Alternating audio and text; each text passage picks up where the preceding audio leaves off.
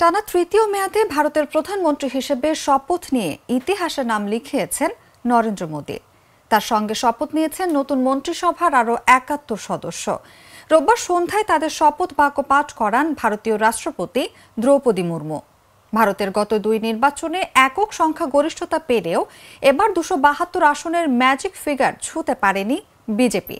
ফলে সরকার গড়তে জোট শরিকদের উপর নির্ভর করতে হচ্ছে তাদের। এর প্রভাব দেখা গেছে শপথ গ্রহণ অনুষ্ঠানেও। মোদীর নতুন মন্ত্রিসভার জায়গা করে নিয়েছে টিডিপি, জেডিইউ, শিবসেনা, এলজেপি সহ প্রায় সব প্রধান মিত্র।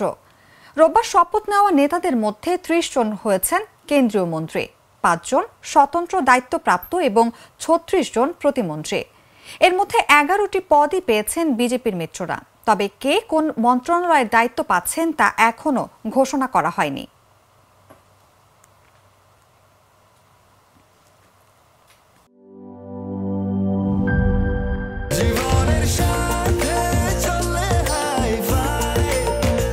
স্বাস্থ্যকর অল টাইম ফ্যামিলি কেক, সব সময় অল টাইম হেলদি লাইফ।